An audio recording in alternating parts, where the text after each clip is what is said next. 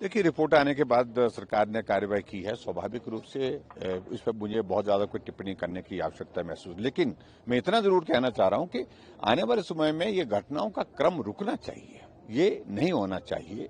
इस सारी चीज के लिए जो एक डॉक्टर पेशेंट का एक रिलेशन है, उस सारी चीज पर जो है मुझे लगता है कि सरकार क्या कुछ कदम उठा सकती है, उस पर सोचने की आवश्यकता है। बताया जा रहा है कि टांडा में भी कुछ इस प्रकार की घटना हुई, मुझे मालूम नहीं डिटेल्स उसकी, लेकिन घटनाओं को रोकने की दृष्टि से आने वाले समय में कुछ काम होना चाहिए, ये बहुत आवश्यक है।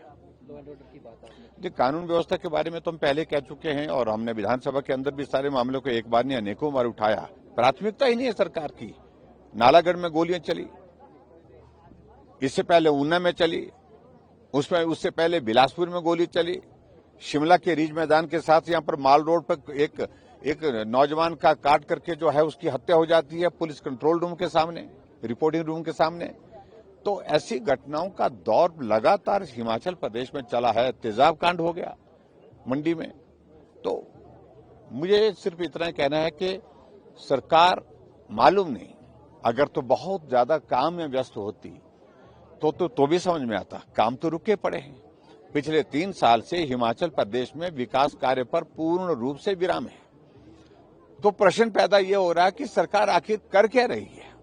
कानून व्यवस्था की आप हालत देख रहे हैं, विकास कार्यों की हालत आप देख रहे हैं हिमाचल प्रदेश में। कर्मचारियों के जो मुद्दों को लेकर के, पेंशनर्स के मुद्दों को लेकर के आप हालात देख रहे हैं। आखिरकार सरकार कहां है, दूरबीन से तलाश करनी पड़ रही है, ढूंढनी पड़ रही है। अनएम्प्लॉयमेंट भी काफी बढ़ गया सर। स्वाभाविक रूप से अगर आप रोजगार नहीं देंगे, जहां सरकार ने कहा था कि गारंटी हमारी ये है कि कैबिनेट की पहली बैठक में 1 लाख नौकरियां निकालेंगे और 5 साल में 5 लाख नौकरियां निकालेंगे। 3 साल बीत गए, वो 3 लाख नौकरियां कहां हैं? तीन नौकरियां भी नहीं मिली है हिमाचल प्रदेश में। जिसको नौकरी मिल रही है, उल्टा 10,000 से ज्यादा हमारे आउटसोर्स में लगे हुए कर्मचारी निकाले गए। आज हमको फोन आते हैं, पेंशन वाला बोलता है पेंशन नहीं आई, जो बुजुर्ग आदमी, हैंडीकैप्ड आदमी, और सहारा योजना वाला बोलता है कि सहारा योजना का पैसा नहीं आया। हिम केयर वाला बोलता है इलाज करने के लिए हॉस्पिटल गए तो वहां पर इलाज नहीं हो पा रहा है उस हिम केयर के कार्ड से।